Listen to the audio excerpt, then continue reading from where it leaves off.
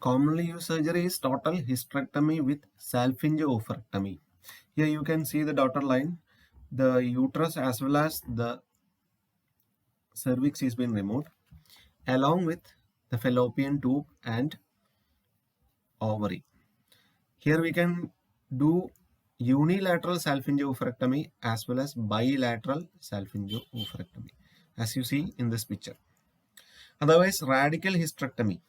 So, radical hysterectomy, we are doing pan hysterectomy plus what? Removal of the fallopian tube along with ovary, along with partial resection of vagina plus the associated lymph nodes. That is radical hysterectomy. So by seeing the image, you might be understood how the surgery will be doing. These surgeries are not easy to do. Nowadays, we are doing vaginal hysterectomy. That means a small cut is made in the vagina and the uterus and cervix is being removed. Otherwise, nowadays most practicing surgery is laparoscopic assisted vaginal hysterectomy with the help of laparoscopy. That is all about surgery. Coming to the chemotherapy. Chemotherapy we can give both adjuvant as well as neoadjuvant therapy. Adjuvant means after the procedure, surgery. After the surgery, we will be giving chemotherapy. Neoadjuvant means we can give the chemotherapy before the surgery. So drugs mainly using are carboplatin as well as paclitaxel. So drugs for ovarian cancer can be given in different way, like intraperitoneal chemo as well as systemic chemo. So both these doses routes we have studied in chemotherapy. So you have to add a small note in this management. So you can lengthen the content. So intraperitoneal chemo as well as systemic chemo. Try to go back and read the old notes, what we studied in chemo. For germ cell cancer, PEB regimen, that is platinol, which is also termed as cisplatin, etoposide as well as bleomycin. PEB regimen, cisplatin, etoposide as well as bleomycin. For stromal tumors, we'll go with carboplatin as well as carboplatin along with paclitaxel. See, these all drugs you have to study in this moment itself. Otherwise, after studying all the cancer, you will get confused.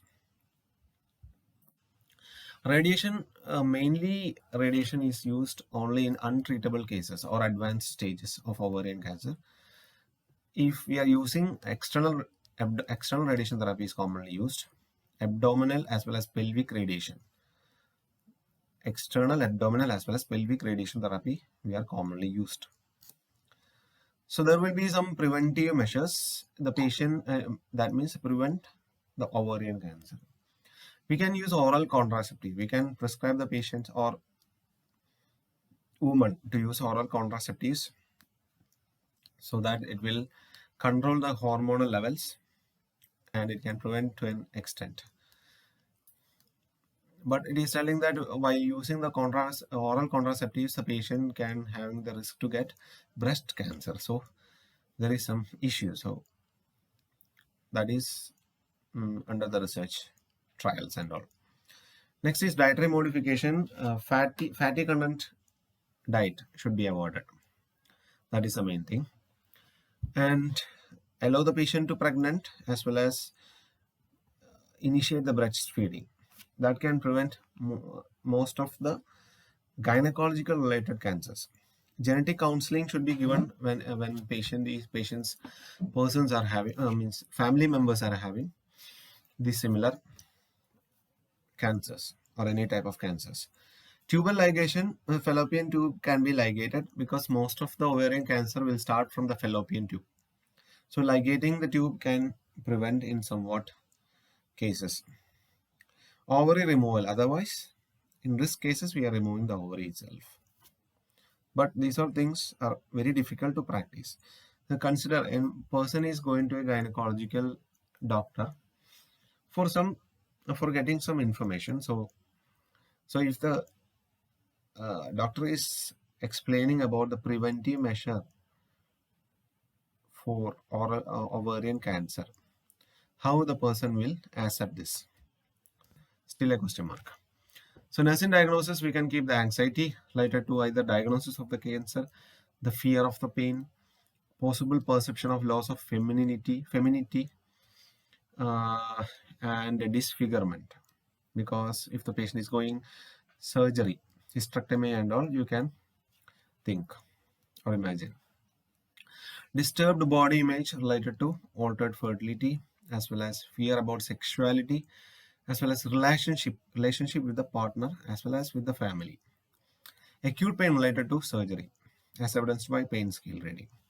Deficient knowledge regarding perioperative aspects, like the patient will think that she's going to major part of the body is being removing and exposing the genital area during the operative period and all those things will go in the mind.